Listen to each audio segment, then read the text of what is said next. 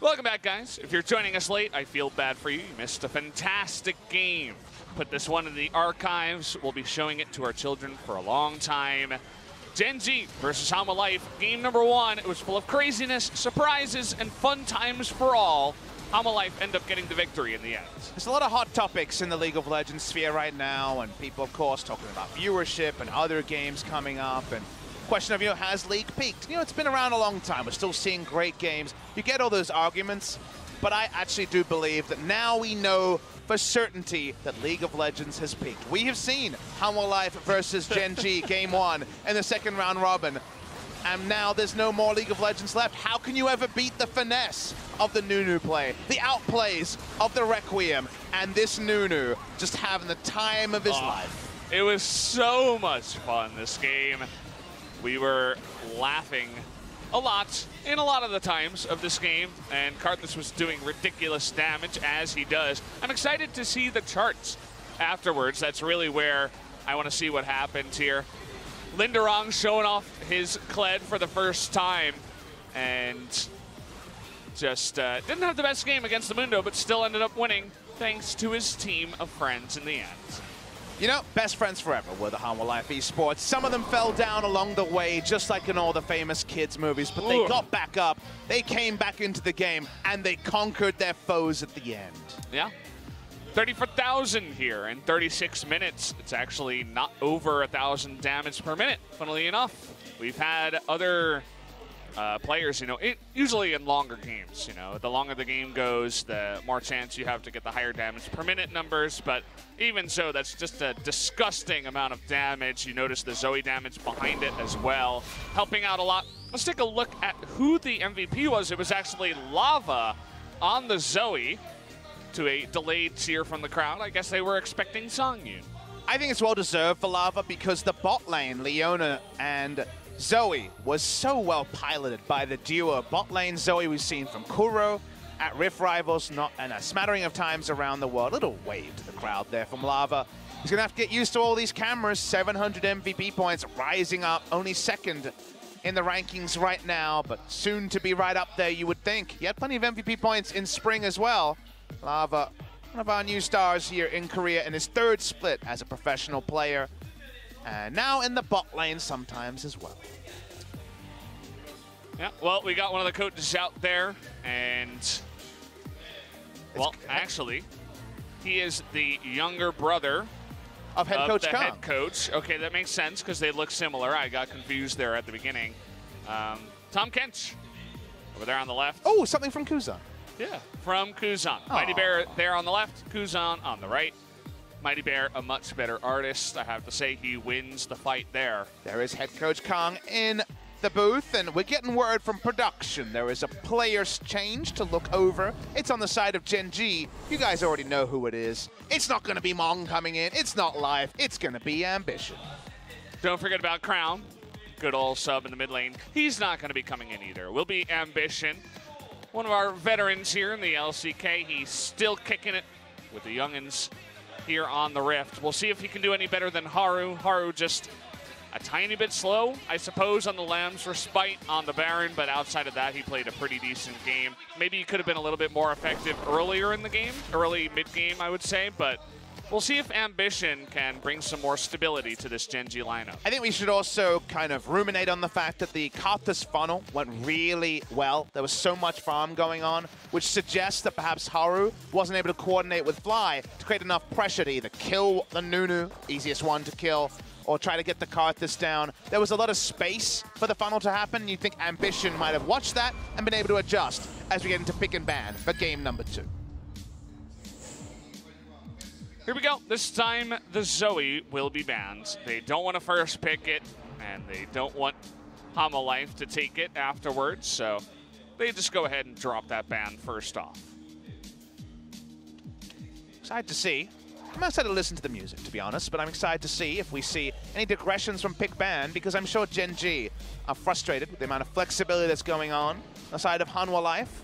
I heard some woos, so I assume this is quite an important sign. I'll let you see what you can take away from it, Valdez. I'm talking about how handsome Sunke is, the host of the Korean desk, saying what are his down points. He looks like So it's like a love letter kind of thing? Yeah, basically. A big lovey-dovey fan message to Sunke. Well-deserved. Kindred going to be taken off the Rift here. It's obvious what's going to happen on the red side. And Mundo ban, actually. So Mundo's been slowly moving up the tier list in terms of pick and ban. It goes into the ban list of the first phase now, even.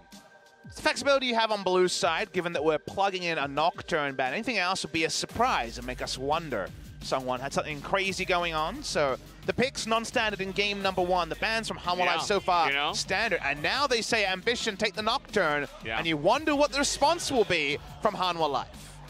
They say, we're not even sure if Ambition can even play this champion. You know, we haven't really seen it all too much. But they give it away. And, well, in terms of power, you never want to give away Nocturne straight up. This pick is 20-4, I believe, when I saw it. In terms of stats, it's off the charts, but they give it away to Ambition. But League of Legends is more than just the sum of the stats. And I agree, win rate-wise, if they lose here, Hanwha Life, what an idiot. They gave up the Nocturne. But they also played heavily nerfed Nunu Karthus funnel and won with it, which you would suggest, with the nerf it got, why even bother trying? So they already are showing that they've got their own stuff. And Hanwha Life being able to bring out set-piece plays is another thing that might separate them from the pack as we do approach top 5 qualification.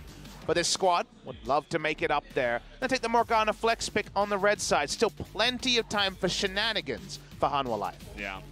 You consider, you know, what is the power level of the Tahm Kench? We saw it lose twice and win once in the first series, but specifically against Core.JJ, he's 8-2 on the pick, so they ban it twice on the blue side and on the red side here instead of Nocturne. So they really do respect the Tahm Kench from Core.JJ. I want to direct your guys' attention to something that's happened here. Do notice that Shen Nocturne was available and overlooked by the side of Gen.G. You might say, all right, why? We know the power of it. This is what Griffin showed us early in the season. Nocturne flies in, Shen on top. He has the extra tankiness and extra CC. It's beautiful. But consider the team we're talking about. Gen.G never want to leave their duo lane open to be counterpicked, so they don't want to go for a first-round support. So they're actually going to delay, they're going to decrease their team fight efficacy and even maybe their pick potential in the mid-game to deny over that pick. So it's very interesting to see them not take the Shen when it's open, purely because power of the 2v2 is what Gen.G really does focus on. Yeah, and the Zion not working out. They want to get the Ezreal for Ruler. It's one of his most winning pick, actually, so far. And Core.JJ has never played Shen, actually, in the entirety of summer. So they just say many different reasons why they don't want to go for that one. Gen.G will always counterpick for the bot lane one way or the other. They go for the Ezreal first round. They'll look for the support pick if they can. Seems very likely it's going to be a Morgana support in this game, given they've already drafted the Ashe, so the carry Morgana is out the window. You see 2 smites already, though, so you do wonder, as Hanwha Life are a creative team. Gen.G, for the moment, things look too standard on the side of Hanwha Life, and that must be a bit scary facing them after losing to the Nunu Karthus funnel that only emerged in the second round. Yeah, you see that double smite and you think maybe the Talon? That's what we would think. That will be infer. Lava's already played it this season. Yeah, might save it for that last pick unless they want to counter pick for the top lane. We'll see what they want to do here, as Gen.G has not picked their top lane. I suppose the Shen, or rather the Swain, could be flexed up there. But there's the talent I was talking about. The clues were there, the hints, right, in the double smite, and it seems to be all coming together. Gen.G have pretty standard draws so far, but they're going to have to show off some of their flex picks. Juve's been playing a lot of top lane Swain, but right now, as a blind pick, you feel a little bit wary unless you can get a really good matchup in the mid lane as the cost of it. But it seems like it might actually be that top lane Swain. We're going to have mid lane Lulu coming through, very strong against Talon in team fights, if you can keep track of him. And the Shen will be drafted after surveying all the information. So they get the Shen pick. This does empower Ambition, but it does play around the usual tendencies of Core.JJ and Ruler. Yeah, and it's interesting that they don't take it away. They take away the Soraka and the Braum instead. They say, you know, play your Shen, be really weak in the lane. We're fine with that. We'd rather you not have a stronger laning phase with the Soraka or Braum instead. Nice round out of the composition there with the top lane Gragas up against the Swain. Cass is going to be good to pop away the Swain, pop away the Nocturne, just pop away anything that wants to be on top of you. Also has a nice amount of engage built into his kit as well. I have to feel like Lava and Sungwon are going to be going hunting for ambition on this Nocturne. There was a lot of whispers a few weeks ago that teams like the Funnel against Nocturne because of his low pre-6 presence. We've seen people say that perhaps you can leave it through, but like you mentioned, the numbers certainly don't bear out in that. We saw the Nocturne win yesterday, but it kind of limped over the line for MVP in the BBQ series. This time, Hanwha Life seemed to have happily given it up by banning away the Tahm Kench instead. Let's see if Lava can keep up the pressure. They are 1-0 with the Talon pick.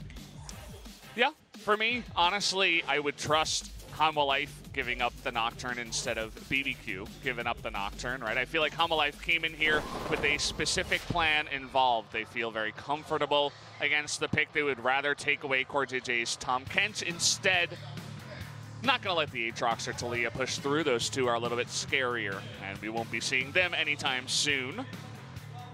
Or again, I hope. We'll see it every once in a while, but either way, here are the compositions. Gen.G on the blue side this time around, looking to turn their luck around after a very decided defeat in Game 1. And for once, they don't have the 2v2 advantage over the Ashe Morgana, outside of level 1 being very kind to the side of Gen.G. Jungler will also be focused on farming. This is going to be an intriguing one because it's not the Gen.G we usually know and love. Yeah, we're going to try a little bit of new stuff. In terms of the tier list, of course, the Shen is up there, the Swain is up there, the Nocturne, oh boy, it's up there. It's up towards the top. Even in terms of, you know, most ban and presence in the LCK, it is actually #1. So here we go, guys. The game is counting down. We're getting to jump into game number 2. Hanwha Life versus Gen.G Esports. Let's do it.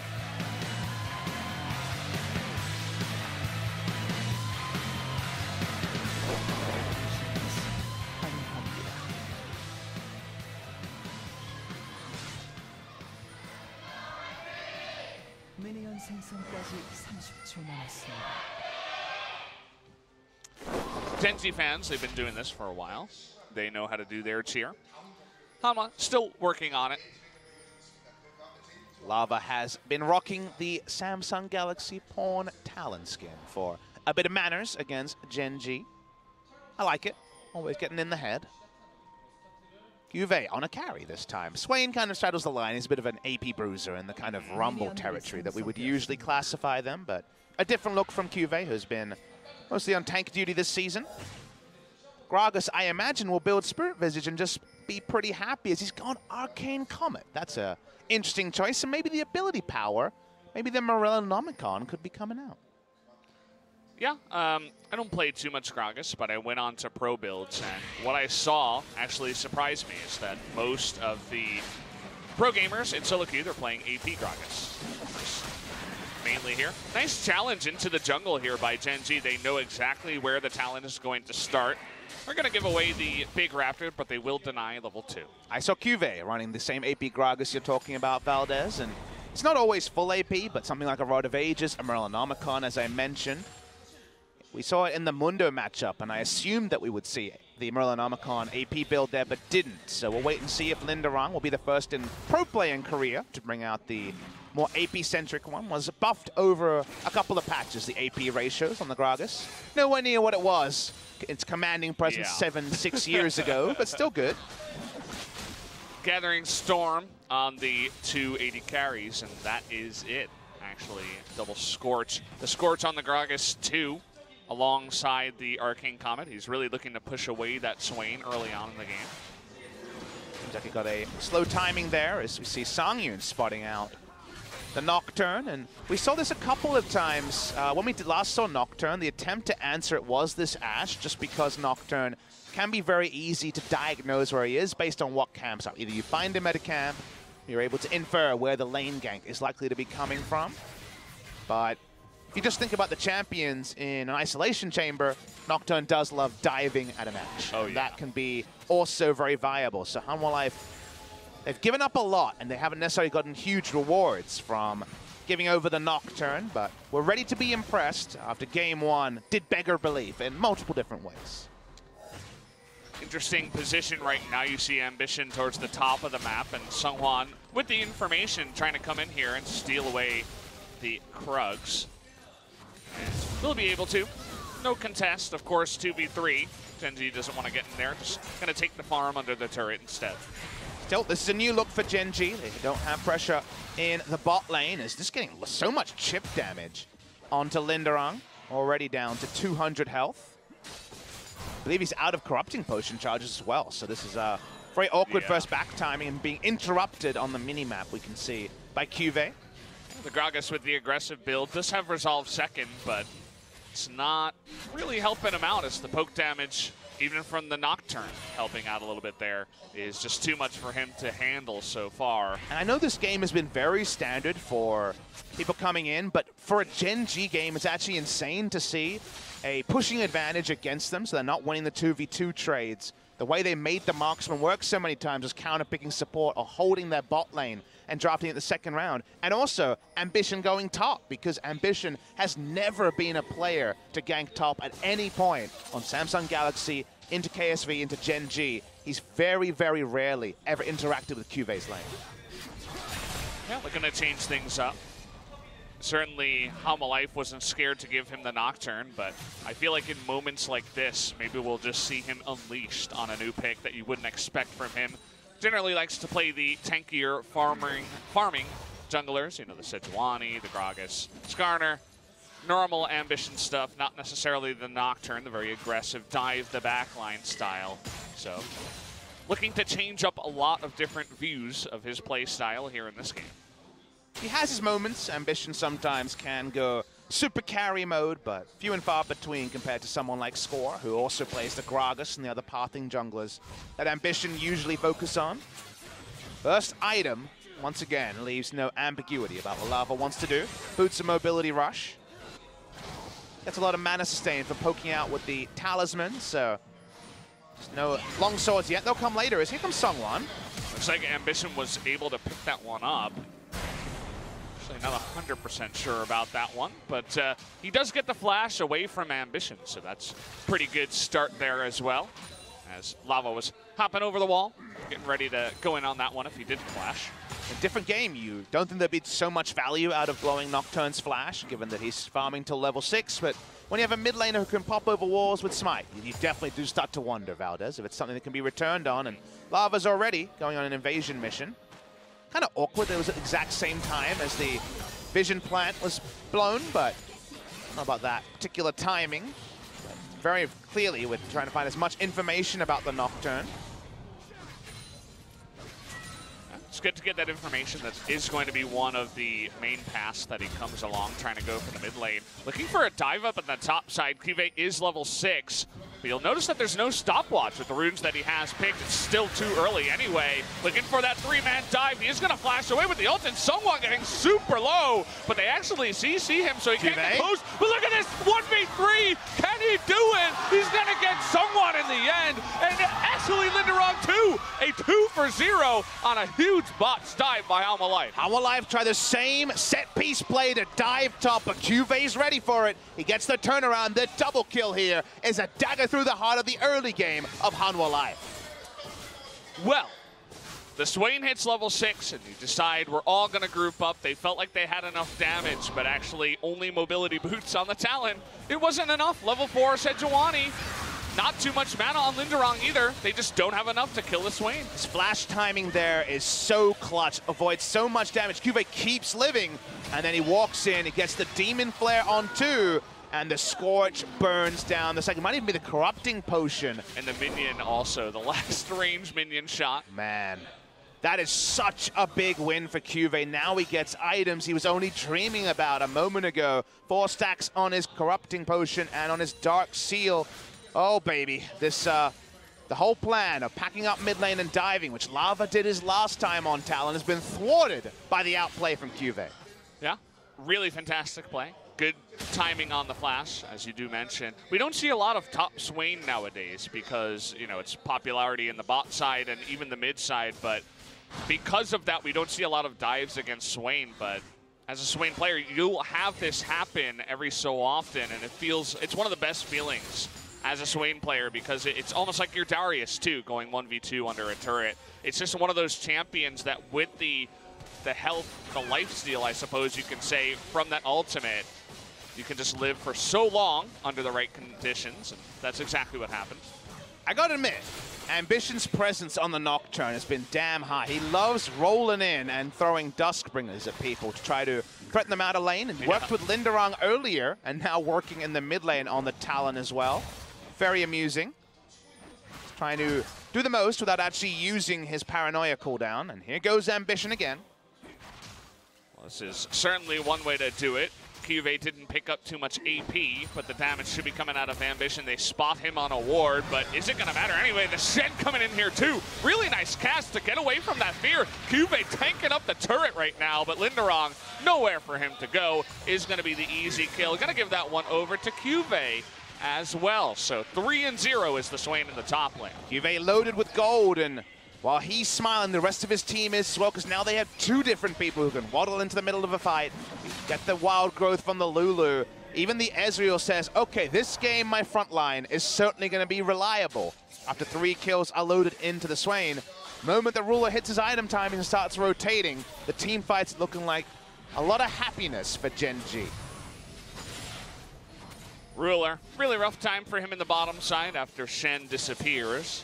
But that was to be expected anyway. Ashe, really good lane presence alongside the Morgana. They are looking for that first blood turret in the bottom side. Could be one of the only things that Hanwha Life can have as a positive part to this early game if they do get that turret sometime soon. I imagine soon we will see Ambition go away from just roaming to lanes to use Duskbringer to harass and just using it to keep the bot lane laning phase going as long as possible.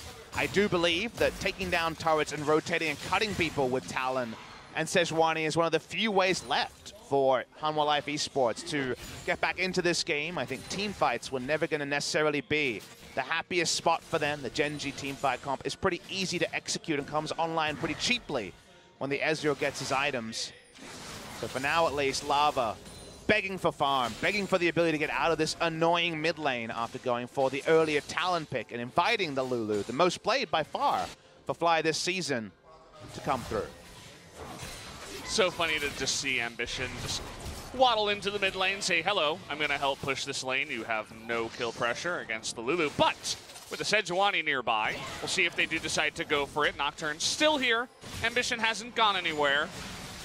Essentially, the 2v2 in the mid lane is happening in a big way right now. Lethal Tempo procs, they have both ults up. Outside chance I can get a kill, but of course they'll lose vision and be unable to kill off the Talon. So, kind of awkward that Talon, one thing he's good at is wave clearing, needs assistance from his Sejuani just to get through minion waves and keep his turret up for as long as possible. Good sign that the mid lane has gone a lot worse than expected. After the failed roam, he just lost out on so many minion waves, and now Ambition comes back. They just want to break the mid lane turret as early as possible. Yeah. I mean, there's stuff for him to farm. He could be doing wolves, Gromp. No, he'd rather push and get a turret for his team, but he does move away for just a moment. Means that they will keep this turret alive for at least one more wave. Ambition happy to clean out some vision over towards the Rift Herald, and see if he does start it. Doesn't look like he will. Needs to be a super play here from Hanwha Life to find real relevance in this game. They have a tempo drop. These double smite comps are tempo drops. They get the cleanse out of Fly, but no more. He's here. Okay, well, he's not able to flash away from this one. The Shen, though, really nice knock up. And Shen is not going to come in here, actually. Just not able to do much. We'll see, though. Here comes the Nocturne onto the Ashe. They're going to flash over the wall and get on top of him. And now the rest of Hanwha Life is in a bit of a pickle here, trying to run away from Gen.G. It looks like Songwan will actually get away and just a trade 1-for-1 in the end.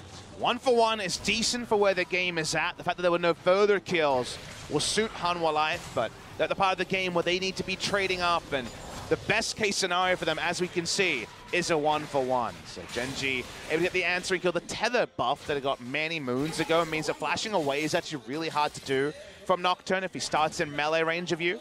Sangyu never rotated, so this might actually be a turret the side of Hanwha Life. Very important, as we mentioned, to get the Ashe and Morgana out on the map. That means they will get the first blood turret ahead of Gen.G. They were looking for it in the mid lane, and it was so low. I mean, you could look at that health. It's probably below 100 at this point. It's a big win for Hanwha in the end, the 1-for-1 and that first blood turret. Let's take a look at the replay, though. Took so many tools to do this, but first was the cleanse. Morgana's early rotation, the true MVP here, and another tether to speak of. Picture-in-picture, watching the Ashe disengage. Oh, that's how it happened. He got hit by the Ashe arrow from Poor the bottom JJ, side. yes. Yeah. That was what stalled out this thing. There is the answering kill tether, as we mentioned. A lot of flashes used from Gen.G, but only that single kill afterwards. Not really the reward they were looking for. Yeah. So, in the end, nice little team fight there. Gen.G still feeling very far ahead. Early route of Aegis here for Cuvée. Still doing the most damage in the fights that he is in. But we'll see how this game does trudge along here. Lava not doing the most damage. Actually, it was Morgana on his team doing the most in that fight. He's only now beginning to build into those damage items. I guess HLE is on the way from Key with the Kindle gem he's already purchased. Songyun, about 700 gold ahead of the Ezreal. As we mentioned, we just never see Ruler in a situation where he doesn't have the winning 2v2 matchup. Different school of thought from Gen.G compared to other teams when it comes to successful drafting. This season's been all about the marksman.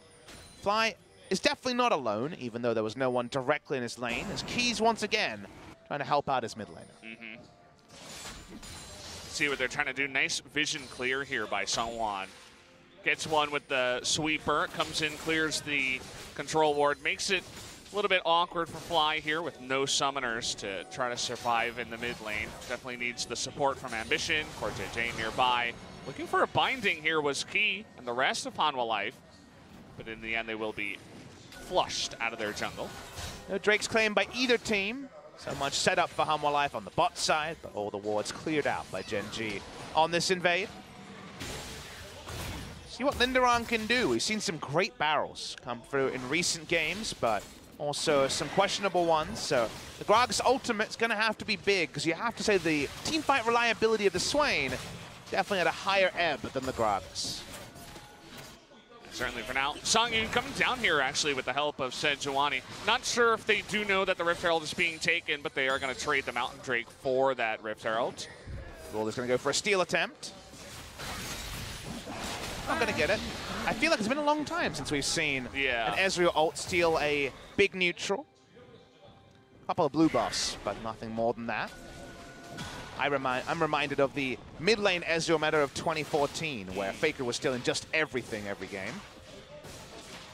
We've seen buffs here and there in this LCK this year, but not a lot of big objectives that have been stolen. Coming up here to the top lane, they pick off another turret. You can see the lead that Cuvée has coming to fruition up there. Level ahead, lots of CS kills, and they do keep that Rift Herald in their pocket. Curious where they're going to go with that. They do have a long way to push up the bottom side to maybe go for that. If not, they're going to have to use it on a tier 2 turret, which is not always the easiest to do. Usually you just get so much more benefit. Teams are so much more practiced at playing around 3 outer turrets being down than an inner and top or bot lane. While that situation can provide more reward, it doesn't feel like in practice we see that too often. But Ambition will have to use it the next minute and a half or so. Still has plenty of timer to go. Item-wise, the issue I see for Hanwha Life is a lot of gold loaded onto the Ashe. Good news story. But the team fight access to the Ashe is undeniable. Nocturne will get there. The Lulu ult might be there to combo. Songyun flashes out. How much more damage can he pull out will be an evolving question. I don't think the Black Shield is going to be enough to stop the threat of this Nocturne, who's been farming pretty decently. And Ruler is the self-peel champion. He is the Ezreal with the cheap build and very soon to come on. He actually delayed his build here by going for the QSS for a bit more safety. They know that Hanwha Life are trying to blow open the game now, so safety first, the choice from the side of Gen.G. Yeah, there's just a lot of stuff that can get you. One binding, you're dead. One Sejuani ultimate, you're dead. If you don't have that, you don't have the Tom Kents this time around, so you're going to need some other way to get out of dodge, and that's going to be the way that he does do it. Rift Herald is going to be used in the bottom side, so they take out all 3 outer turrets here on the map. Only one turret taken here by Hanwha Life. Play a big part of this gold lead that is going right now for Gen.G. Try to dissuade Shelly from getting the second charge off. Oh, had to smite it. It was about to charge, so didn't want to give up 1,500 plus damage to their inner turret. But Gen.G smartly just splitting the map. They're going to continue to do this until a big objective comes up they want to contest, or until there's 2 items on the Ezreal. Miramana completes, and that's when they will start to make the decisive 5v5 plays. Seeing Ambition level 11, so has big ult range right now, but being chased out by Songwon. Yeah, good spotting there. You could tell that Linderong was already playing a little bit back. He knew that the potential was there. Unlike my top lane Gragas's and solo queue, he actually knows what he's doing. Doesn't get caught by the Nocturne 7 times. It's a good world, even though he is 0-2.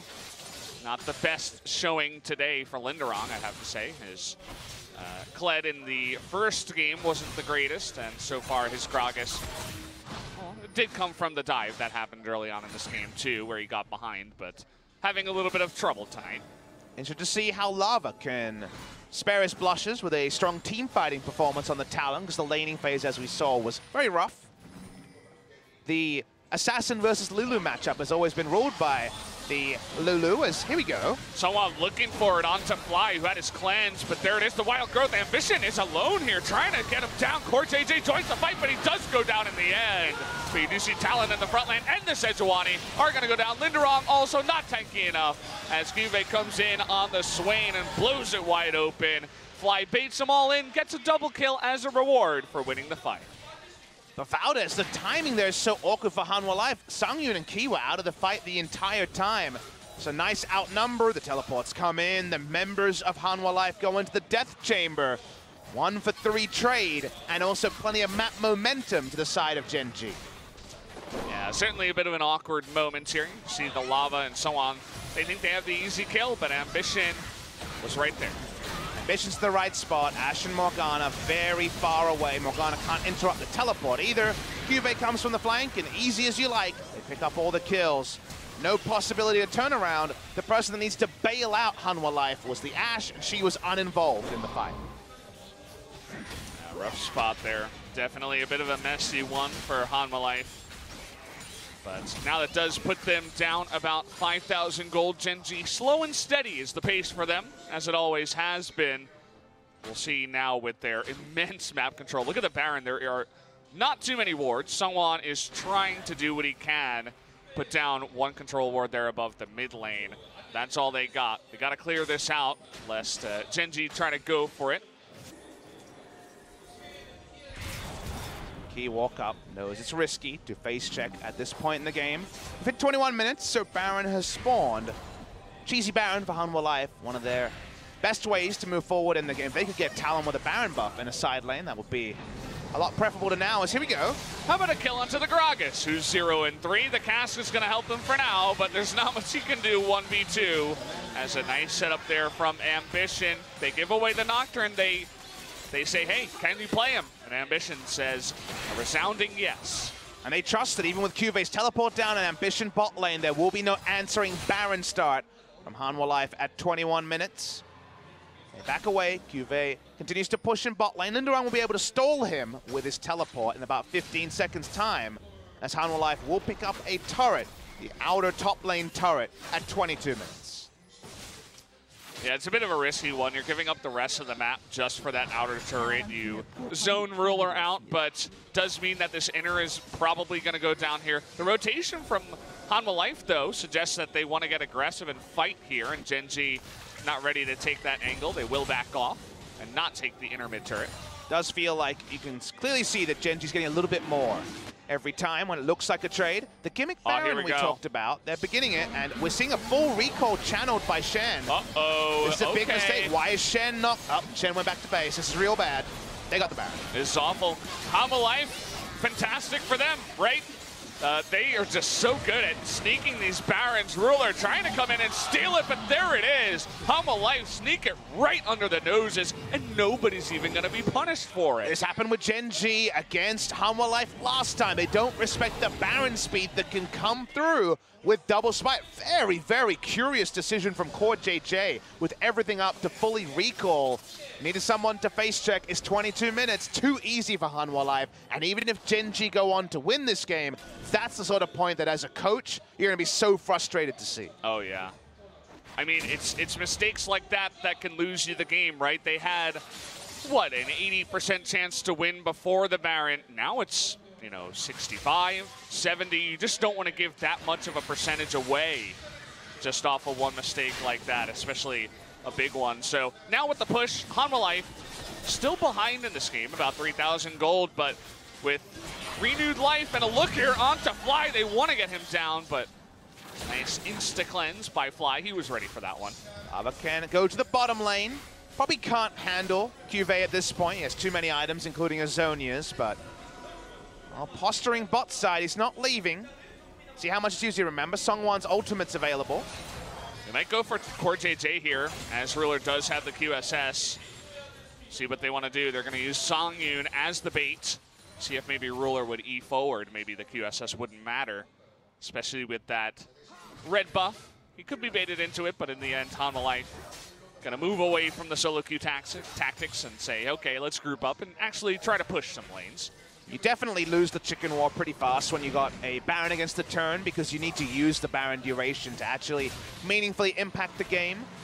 A lot of standing gold for Hanwha Life to pick up. So far, haven't been able to do that. Rotating up first, so Talon just posturing towards an inner turret. Vision of Empires poking into the back line. What's Hanwha Life's next move? They were able to close the gold lead, but like you mentioned a couple of times, Valdez, it still is there for Gen.G. Yeah, you can see how confident they are. I feel like the second that Cuvée just walked down into the mid lane, both teams just had a flipping of personalities. Gen.G was immediately super confident to take any fight, whereas Hanwha was just backing away as far as they could.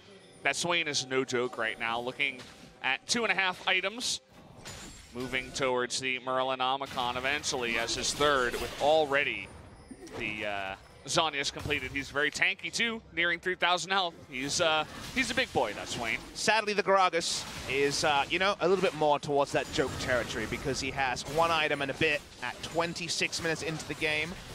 He's basically a cask, and that can still win you the game. So it's not necessarily fully out of it, but Linda Runs need to pull something off. Gets an Iceborne Gauntlet, it's something, but this Baron buff seems to have only stalled for the side of Hanwha Life, not actually created any inroads unless Talon can find an interesting approach to this, and he will be spotted on the little ward. Yeah. Okay.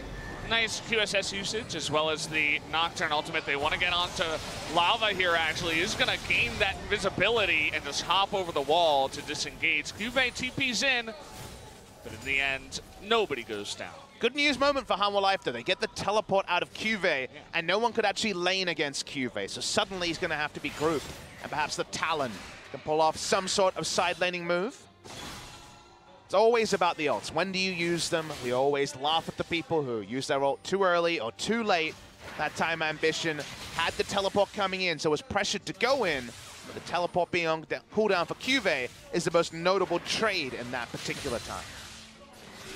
Still going to be a gigantic threat in the side lane. There's not really anyone that can go up against him 1v1, especially with the Zhonyas. I don't even think Lava at this point could burst him down. But we'll see. He is waiting in the sidelines, probably just to catch this wave and to push it back, as the Talon does do.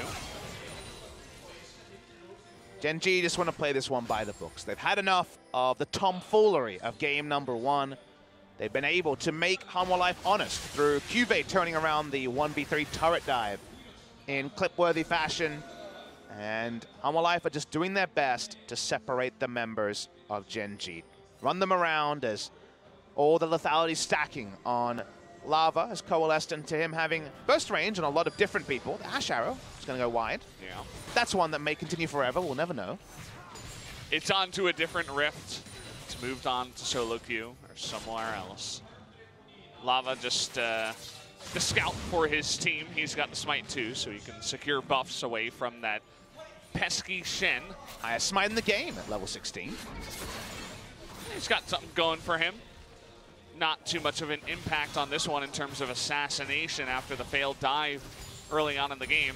You have to wonder what this game would have looked like had that dive not failed. I mean, they got 2 deaths off of it. The Sejuani and the Talon got way far behind in their respective roles. The Gragas also wasted a lot of time, even though, you know, he did go down. So you can see the effect here as we are now 28 minutes in. The roam timing we saw was all about getting a turret super fast, I believe, in the last Hanwha Life game, but definitely in one of our red side Talon games, we've seen pile onto the top side, take the turret, and then make the extended lanes for Talon to return to. So a lot of the game, I think, is the summary of my point there, Valdez. On the bot side, seeing Hanwha Life try to take away an Infernal, but it's going to be tricky to do now that Cuve's here. Gen.G coming in, saying no, this is our Infernal. And Hanwha Life says, oh, apologies then. Yeah. Okay, see you in about 5 minutes. We don't want to fight you anytime soon. Although Talon loses more and more effectiveness as the game does go on, and the defensive stats are piled on here for Gen.G. The Guardian Angel finished up for the Nocturne, the double Zonias for the top and the mid lane, the Iceborne Gauntlet, and the Ninja Tabi for the Ezreal. Who are you really going to be assassinating as the Talon in this game based on the way the game has gone? It's not looking too good for him. It's basically Ezreal or nothing when it comes to item timings, because there's also stasis onto the other members, so I think it has to be the Ezreal. If you're asking me whether he can one-rotate Ezreal, if everything landed ideally, yes. So even though there's a lot of armor built up, still going to be only 1,700 hit points behind all the armor. There's the potential. He pulls something off, and he's certainly looking for that Ezreal. Yeah. Level 16 over 15 from Ruler. He's not too far behind. Ambition going to take the blasting plant here, and Lava's oh boy, so tempting. He's stalking him. This is like a predator hunting his prey right now. Unfortunately, not really able to get the angle as Ambition and Fly are spotted nearby. You know, 1,700 health is fine if the Ezreal is alone, but a wild growth and some help. The Ezreal's not going to die. And Ezreal's also very smartly standing on the top side of the mid lane, away from where the enemy is most likely to be, and closer to his supports and the rest of his lineup as well. Ruler decides to face check, ends up not mattering as the QSS is going to be popped here. QSS down, though. Down, though, so they want to go for a fight. Nice spell shield by Ambition, says no. Trying to engage now. They get the cast gear onto Ambition. Not able to knock back poor JJ, though. Linderong not able to get the angle on that one. And the TP was down there for Cube, so they had an opportunity, but the mechanics just don't come through here for Hanwha Life. Definitely the right time, but like you say, the accuracy, not enough. Weren't even able to blow a flash and all that. Just the QSS will be up in the better part of just over a minute. So Gen.G, with all those cooldowns down, say thank you very much. We're pushing mid.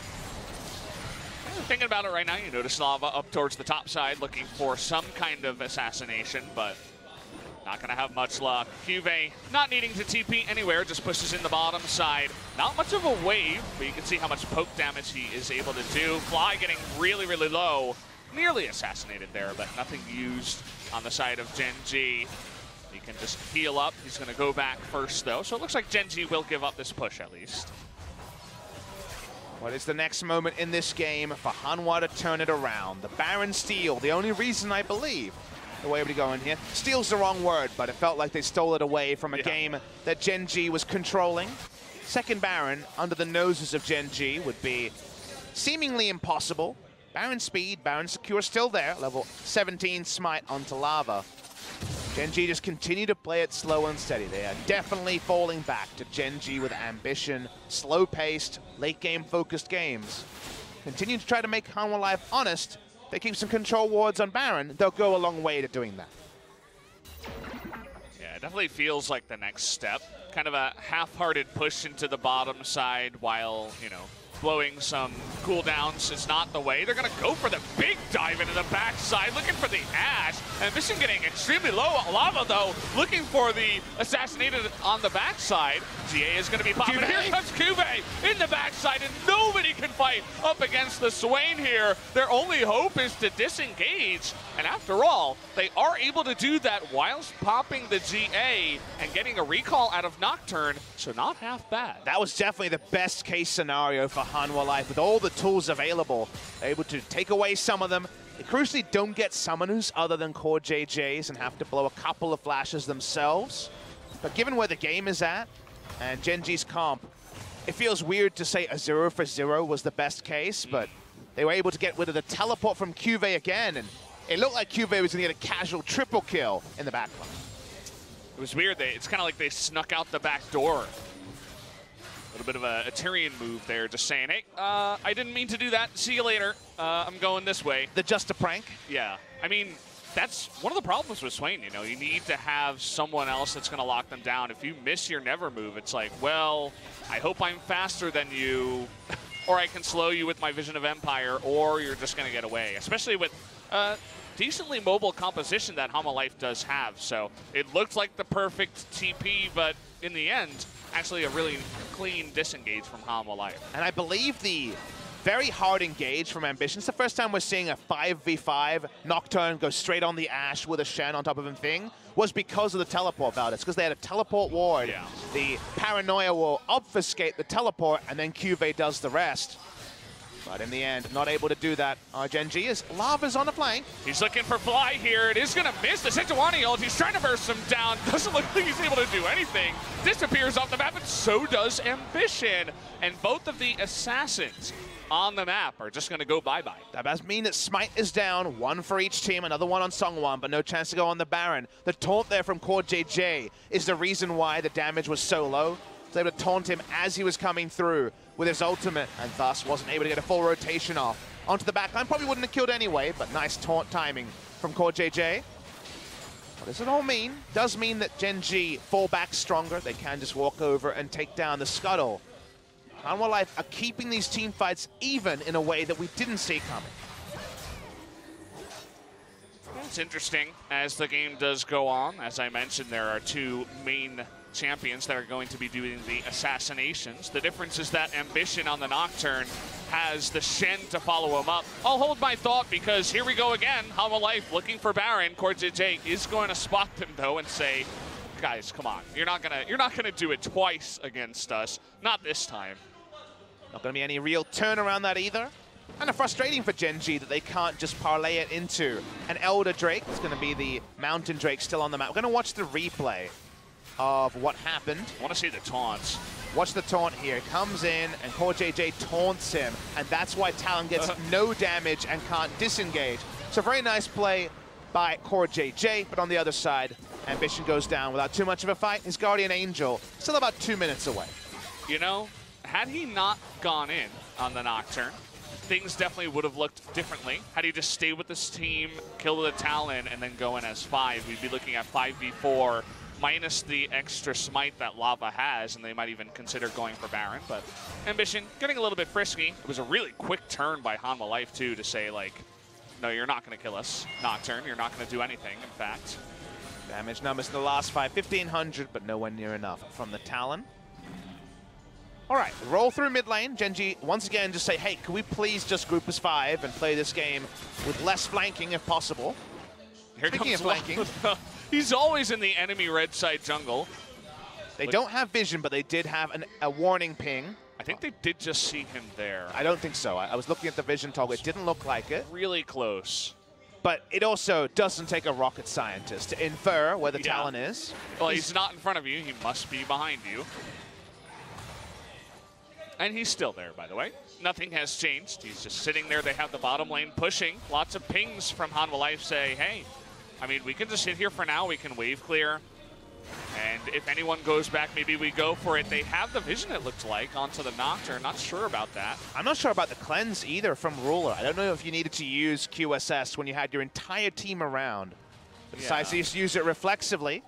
There was also no vision, actually, on the Nocturne. It was just totally clogged up by control wards from the side of Gen.G, but they had a feeling, you know, someone would have to go back. Lava's going to try and kill the Nocturne in the mid lane. Okay, 4v4, trying to kill the Swain. It's not an easy task, though. As you can see, there's the assassination.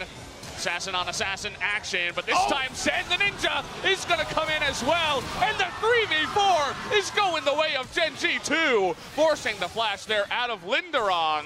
That's that Swain, the big boy, pulling up in a big way. Ruler also getting that last kill. Yeah, Ruler chases on for the kill. Gen.G, we knew how powerful the wild growth onto Cuve is going to be. They end up to end the game and force us to game 3.